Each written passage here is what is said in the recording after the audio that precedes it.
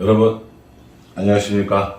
5월 18일 목요일 넘치는 우리 교회 EQ 18일차 시작하도록 하겠습니다. 오늘 본문 말씀은 출애굽기 6장 28절부터 11장 10절까지 말씀입니다. 오늘 본문이 좀 길죠. 오늘 본문이 깁니다. 근데 긴 본문이지만 사실은 어렵지는 않습니다. 여러 가지 의미가 있지만 또 여러 가지 의미를 생각하지 않고 읽으셔도 사실은 또 뭐 큰 문제도 없습니다. 그러니 차근차근 한번 이렇게 한번 묵상을 한번 해보면 좋을 것 같습니다. 출애굽기가 시작을 하면서 모세가 어떻게 태어났는지에 대해서 우리가 살펴봤고요. 또 모세가 어떤 과정을 통해서 미디안 광야로 갔는지도 봤고, 또 모세가 하나님을 어떻게 만났는지, 어떻게 능력을 받았는지, 어떻게 동역자들을 붙여주시는지까지 살펴보았습니다. 그 핵심은 뭐냐면 모세예요. 핵심은 모세. 여러분, 이게 성경을 읽으실 때 전체적인 큰 그림을 그리고 있는 거예요. 여러분 다 아는 얘기거든요. 다 아는 얘기인데, 다 아는 얘기를 이렇게 순서에 따라서 의미에 따라서 한번 생각해 보는 게 바로 이 EQ가 되는 겁니다. 그러니까 이 모세를 이야기하는 거거든요, 지금요. 그 모세의 이름의 뜻이 뭐라고 그랬어요? 모세의 이름의 뜻은 건져내다라고 얘기했잖아요. 건져냈다. 이런 뜻이란 말이에요. 그러면 모세를 어디서 건져냈어요? 물에서 건져냈잖아요. 그럼 모세는 앞으로 뭘 합니까? 애굽에서 사람들을 건져내는 역할을 하게 된다는 거죠. 이 모세를 설명하다 보니까 모세가 어떻게 태어났어? 이렇게 출생의 비밀에 대해서 이야기를 하는 거죠. 우리부터 어떤 사람 혹은 드라마 하면은 바로 얘가 너의 동생이야, 뭐 이런 출생의 비밀 있잖아요. 그런 것처럼 모세는 어떻게 출생을 했지? 그리고 이 모세의 인생에서 굉장히 중요한 전환점이 되는 사건들이 있는 거예요. 그게 어딥니까? 우리가 살펴봤듯이 미디안 광야로 도망간 사건. 그래서 거기 살게 된 것. 그리고 모세의 인생이 정말 확 바뀐 사건이 어제 우리가 묵상했던 사명을 감당하는 사건이 되는 겁니다. 이걸 이제 알아봤어요. 이제 본격적으로 그러면 어떻게 건져냈어? 애굽의 사람들을 어떻게 건져냈어? 하는 이야기가 이제 오늘부터 나오는 이야기가 되는 겁니다. 사명을 받았어요. 그리고 애굽으로 왔겠죠. 이스라엘 사람들을 설득을 했을 겁니다. 하나님이 보내셨고 하나님 너희의 기도를 들어주셨다. 그래서 이제 본격적으로 누구와 싸워야 되냐면 바로랑 싸워야 되는 겁니다. 이 바로가 누구예요? 애굽의 왕 파라오를 말하는 겁니다. 그러니까 이 바로와 싸워야 되는데 지금 현 상황에서 모세가 군대를 조직해서 싸우거나 이럴 수 있습니까? 안 되죠. 그리고 이것은 어디까지나 영적인 의미의 싸움이기 때문에 하나님께서 모세에게 지시한 방법대로 싸우게 해주셨다는 겁니다. 바로에게로 모세가 가서 이야기합니다. 이스라엘에 하나님이 나타나셨고 우리가 그 하나님 앞에 경배하기 위해서 광야로 한 3일길쯤 가서 거기서 제사를 드리고 오겠습니다 라고 이야기를 하죠. 처음에 가서. 근데 바로가 뭐라고 그래요? 이렇게 얘기합니다. 야, 너네 배가 부르구나. 이렇게 얘기해요. 너네 이제 배가 부르니까 지금 너네 신한테 제사 지낸다고 그러고 일이 편하니까 이런 거 아니야?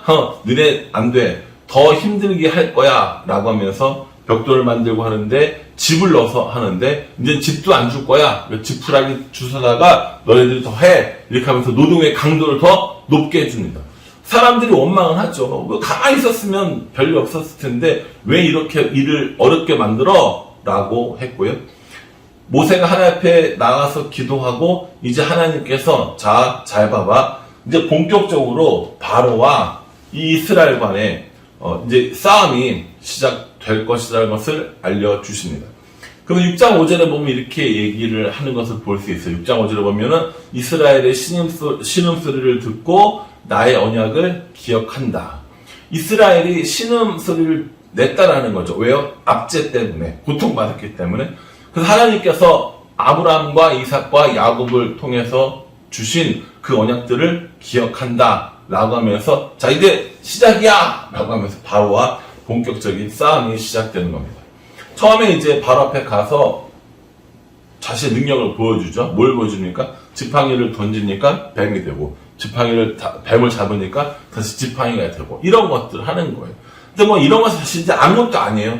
본격적으로 시작되는 10가지 재앙이 이제 이 이스라엘과 애굽, 그리고 하나님과 애굽에 있는 신들과의 싸움으로 이제 되는 거라고 보시면 됩니다.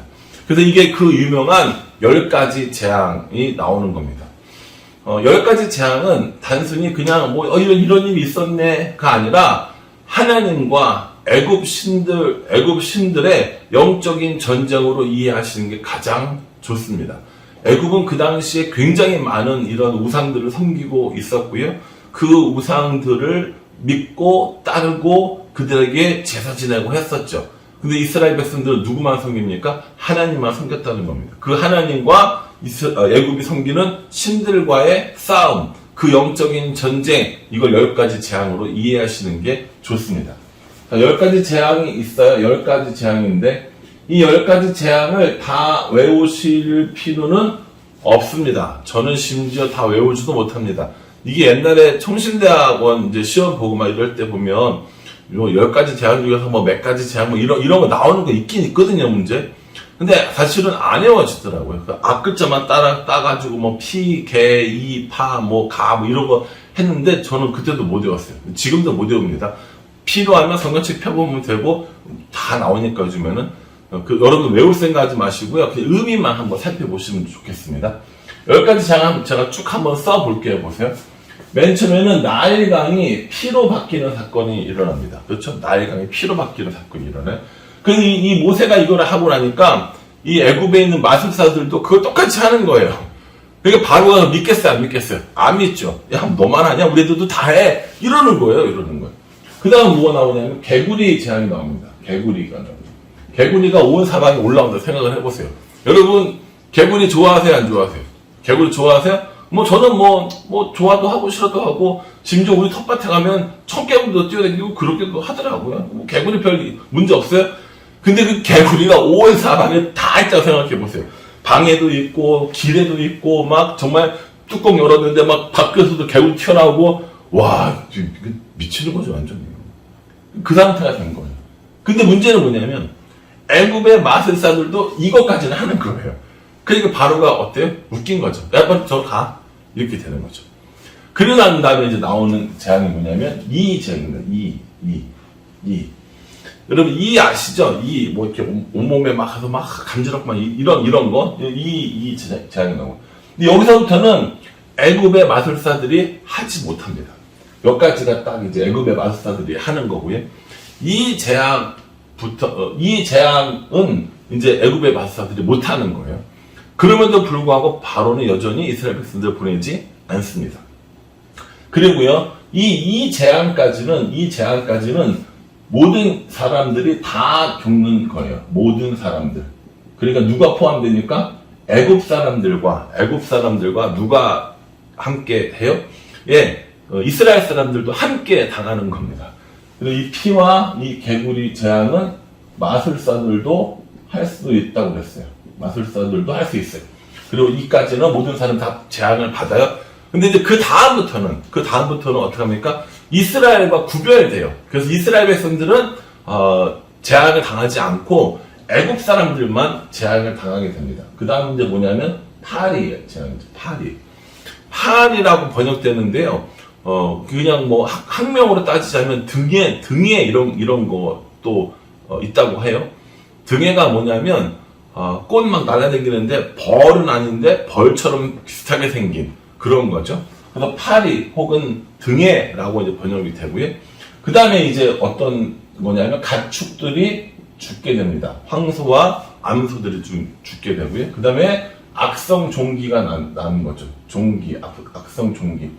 여러분 악성 종기가 아무것도 아니라고 생각하면 아무것도 아니지만 엄청 고생하고 힘들고 보기도 안 좋고 그런 거잖아요. 악성 종기. 그 다음에 우박이 하늘에서 떨어져요. 그 다음에 메뚜기. 그 다음에 흑암이 일어납니다. 그리고 마지막에 장자는 나중에 다시 한번 볼 거고요.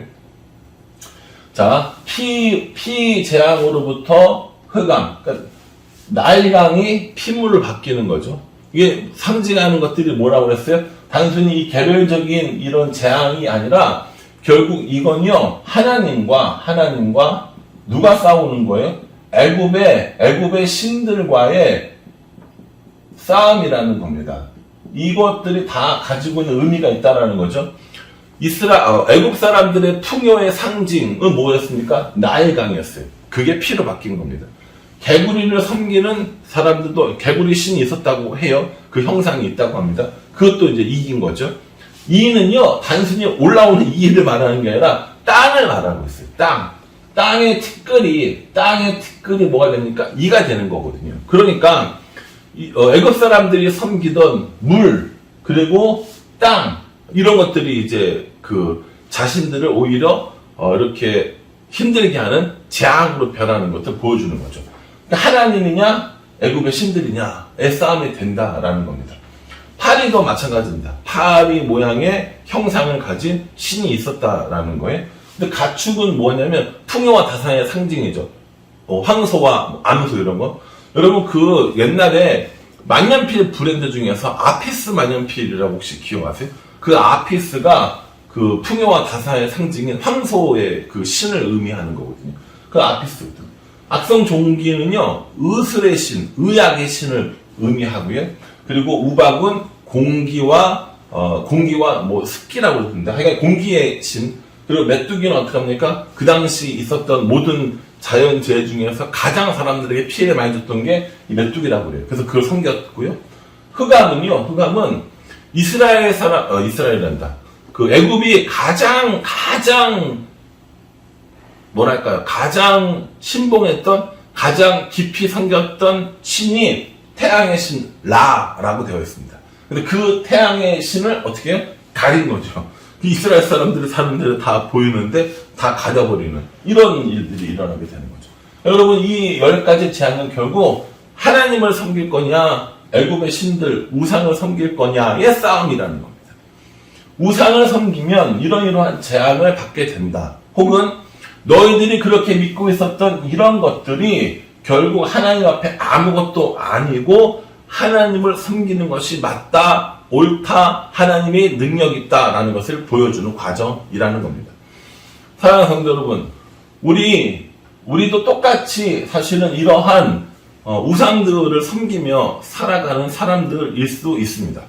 여기 이거 이름 바꿔가지고요, 다른 것들로 할 수 있거든요. 여기다 한번 써볼까요? 뭐가 있을까요? 뭐 제일 하기 쉬운 말로 돈, 그렇죠? 또 우리들의 우상에 뭐가 있어요? 자녀, 건강, 권력, 명예, 자존심, 이런 것들이 우리들의 똑같은 우상일 수 있다는 거죠. 애굽 사람들은 이걸 섬겼어요. 누구를 마다하고요? 하나님을 마다하고요.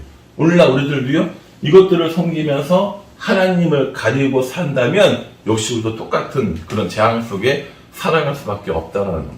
돈이 잘못했어요? 아니요, 우리가 잘못했어요. 자녀가 잘못했어요? 아니, 우리의 마음이 어디로 향했는가 문제입니다. 건강이나 권력이나 명예나 자존심이 문제입니까? 아니요, 이거를 바라보고 있는 우리들의 마음이 문제라는 겁니다.